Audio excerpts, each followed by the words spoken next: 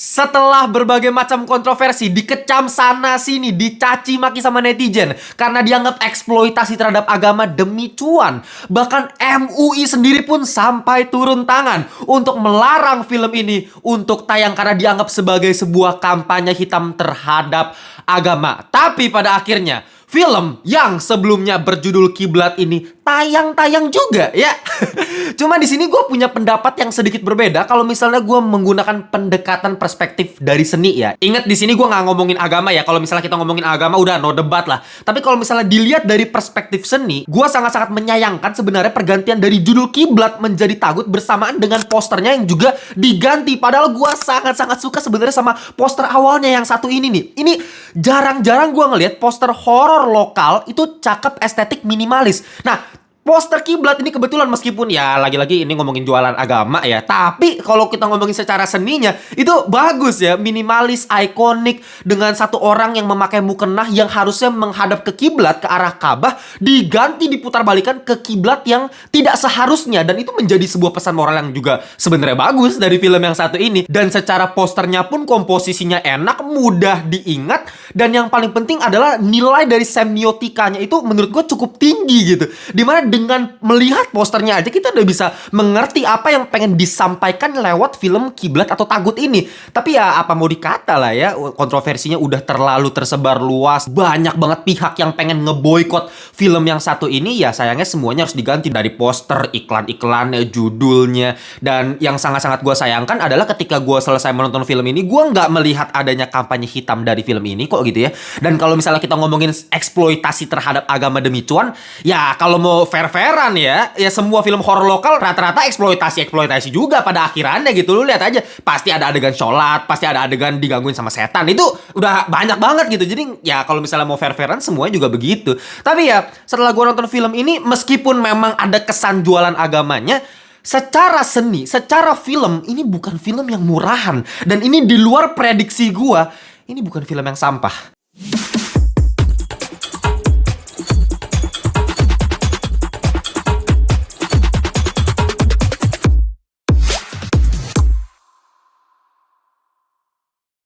Welcome back to Ngelantur Indonesia, Skip Nonton, Skip Bloon. Jangan lupa kalian semua, bersama host kalian Timothy Videalo, kita masuk di segmen review. Dan selalu gue ingatkan ya, review dari Ngelantur selalu non-spoiler kok. Jadi kalian aman buat nonton review kali ini. Dan jangan lupa juga yang belum join grup Telegram, linknya udah gue taruh di description box. Tinggal diklik aja langsung bergabung dengan 3.800-an Ngelantur Korps yang lain. Kita bisa ngobrolin seputar perfilman, TV series, anime, atau apapun itulah seputar pop culture. Oke, langsung aja kita masuk ke film yang judulnya sudah dirubah menjadi Tagut.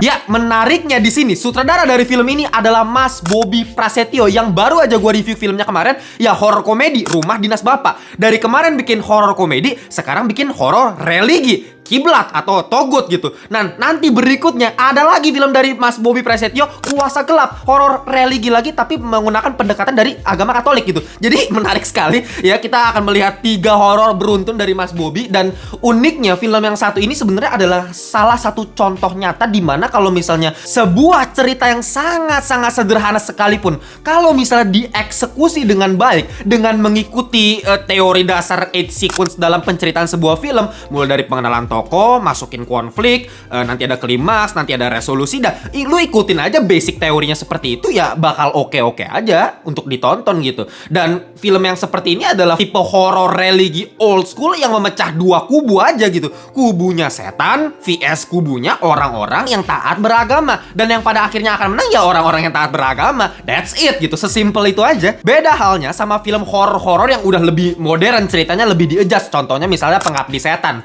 dimana ustadznya kalah gitu kan sama sosok setannya gitu. Dan memang itu bukan sebuah pesan moral yang buruk juga. Di situ Bang Joko Anwar pengen menyampaikan kalau misalnya ustadz aja bisa kalah, gimana kita yang jarang sholat, jarang beribadah. Ya itu yang pengen disampaikan sama Bang Joko Anwar lewat penuturan cerita yang jauh lebih modern. Nah, sedangkan kalau misalnya yang seperti ini lebih tipe yang seperti jadul aja gitu, old school, yang dimana film ini lebih berfokus kepada seorang dukun sakti mandraguna bernama Abah Mulia yang mewakili kubu setan sudah pasti gitu, karena dukun ya. Nah, di kubu kubu yang lain ada satu orang temannya si Ainun sebagai tokoh utama kita yang namanya itu Bagas, yang diperankan sama Arbani Aziz yang kemarin udah jadi Dilan tuh ya di film Anjika tuh. Nah, si Bagas ini tentunya mewakili orang yang sangat-sangat taat beragama. Dan di film ini kalian akan melihat tarik-menarik antara kedua kubu terhadap satu orang karakter utama kita yang namanya Ainun yang diperankan sama Yasmin Naper. Kenapa? Karena memang si Ainun ini ternyata merupakan keturunan dari Abah Mulia dan dia adalah ahli waris terhadap ajaran sesat miliknya Abah Mulia. Sedangkan di satu sisi yang lain, temannya si Bagas ya mencoba untuk menarik dia kembali ke jalan yang benar, balik sholat lagi gitu. Nah, yang cukup menarik di sini ada satu plot mengenai nabi palsu yang sebenarnya gue jarang temukan di film-film lokal kita, dimana Abah Mulia udah dianggap sebagai dewa untuk warga-warga sekitar karena memang mereka sering disembuhkan, mereka sering diberikan kekayaan oleh Abah Mulia itu dengan cara ya mereka harus menyembah-nyembah Abah Mulia yang udah jelas-jelas dia kekuatannya bukan berdasarkan kekuatan Tuhan gitu, dia berdasarkan kekuatan syaiton. Makanya kiblatnya berbeda. Makanya menurut gue cocok banget kalau misalnya judulnya tuh kiblat gitu, dimana mereka udah salah ala kiblat nih, mereka udah nggak sholat azan lagi nih. Tapi ada satu hal yang menarik juga, yaitu pendekatan penyembuhan alternatif dari si Abah Mulia ini menurut gue cukup relate ya, bukan hanya untuk umat Muslim tapi untuk umat Kristiani juga. Dan gue sebagai orang Kristen yang beraliran reform itu sering banget menentang orang-orang Kristen yang karismatik gitu. Karismatik itu memang aliran yang baru-baru ini lagi meluas dan banyak banget pengikutnya, dan ya kita sering mengkritisi kegiatan-kegiatan Kristen karismatik yang sering melakukan KKR kesembuhan gitu ya, kebaktian-kebaktian yang nyembuh-nyembuhin orang, dan kita sama sekali nggak percaya itu. Saya suruh bangkit berdiri. Ayo bangkit, bangkit, bangkit. Ayo ibu keluar dari kursi rodanya. Wow. Haleluya.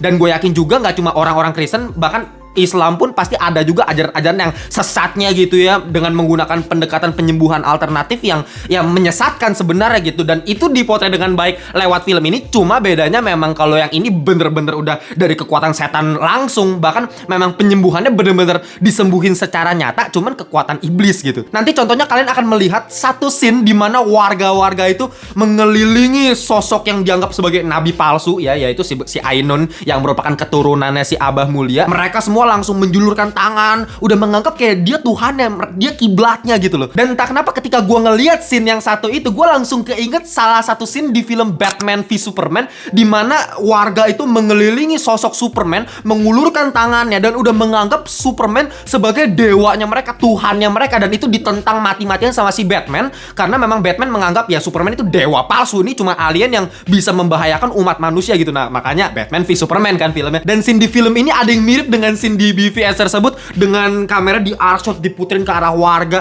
dengan musik yang menambah intensitas. Menurut gue ini cukup bagus sebenarnya ya, menandakan kalau misalnya wah ini dewa palsu bahaya banget, bisa menipu semua orang demi keuntungan orang-orang tersebut masing-masing, mau kesehatan, mau kekayaan, padahal ya itu bukan Tuhan yang seharusnya mereka sembah. Oke, sekarang kita masuk ke bagian horornya, karena kalau menonton sebuah film horor udah pasti pertanyaannya adalah apakah film ini menyeramkan untuk ditonton? Ya kalau misalnya kalian tanya untuk film ini, B aja sebenarnya gitu. Nggak ada hal yang bener-bener serem mampus sampai bikin sesak napas. Misalnya kayak film Do You See What I See atau bahkan Sakaratul Maut yang kemarin udah gue bahas. Itu kan cukup mencekam ya filmnya ya. Ya kalau film ini masih dalam kategori yang B aja, nggak terlalu serem-serem amat juga. Tapi karena secara visual film ini kerasa mahal, makanya gue nonton film ini sampai habis pun ya betah-betah aja nontonnya gitu.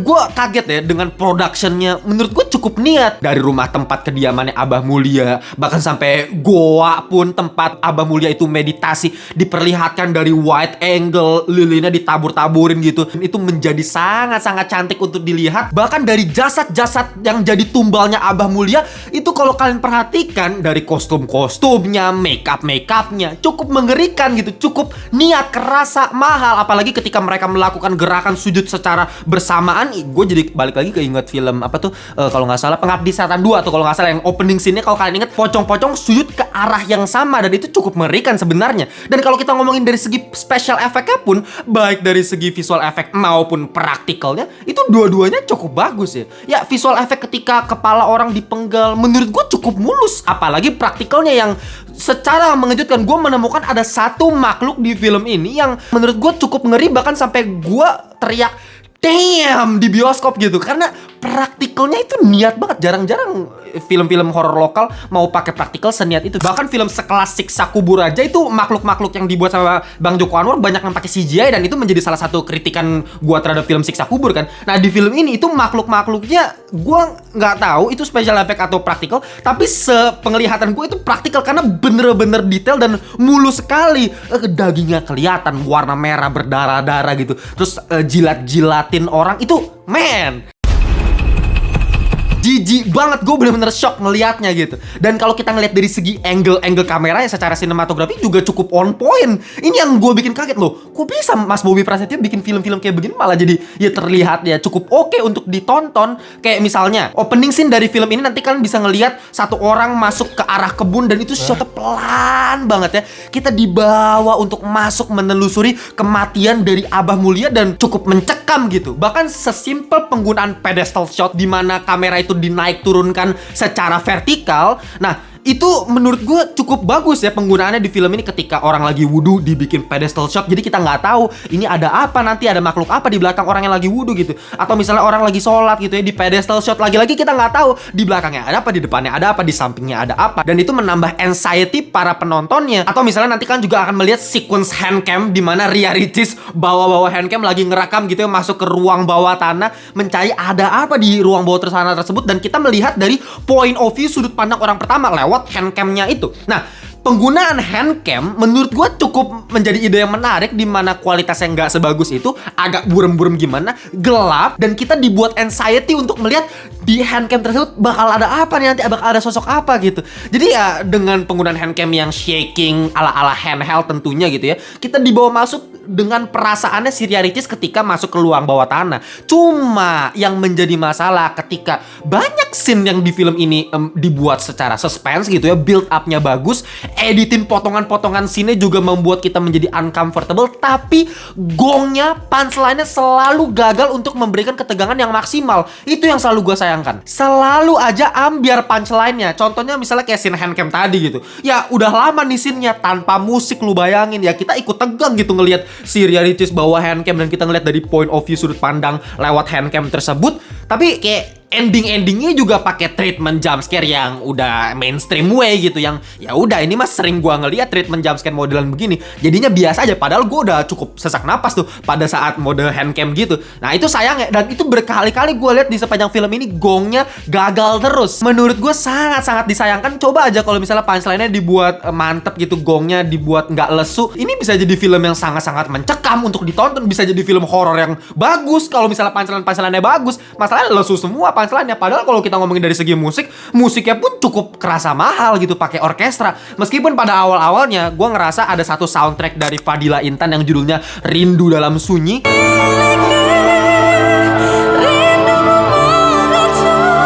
Pas gue denger musik itu diputar ketika Ria Ricis lagi naik sepeda, gue udah mulai bete tuh, anjing lah kenapa horor pakai soundtrack beginian lagi sih. Demen banget gitu film-film lokal, nggak cuma horor sih, film drama juga yang pakai musik-musik melodrama gitu yang kesannya jadi murahan gitu loh. Mohon maaf, jadi kayak sinetron banget. Ya mending drama, mending romance, ini horor pakai musik Rindu Dalam Sunyi, lu bayangin anjir. Tapi untungnya ya makin ke belakang makin kerasa penggunaan scoringnya juga cukup banyak gitu, cukup mahal, cukup kerasa mewah, sehingga mengelevate setiap adegannya yang secara gong sebenarnya biasa-biasa aja ya, cuman jadi cukup oke lah untuk ditonton karena musik-musiknya juga kerasa intens. Bahkan nih ya, yang di luar prediksi gue juga adalah aktor-aktor utamanya cukup mendeliver emosi-emosi yang diperlukan. Contoh kayak misalnya Yasmin Naper yang memerankan Ainun, dan ketika Ainun ini kerasukan setan terus dia menggeliat-geliat, itu menggeliat-geliatnya bener-bener totalitas mampus. Itu maksimal banget. Gue ngeliat anjir, ini bener-bener kayak kerasukan beneran. Gue ngerasa kesakitan dan penolakan dari tubuhnya si Ainun ketika dirasukin itu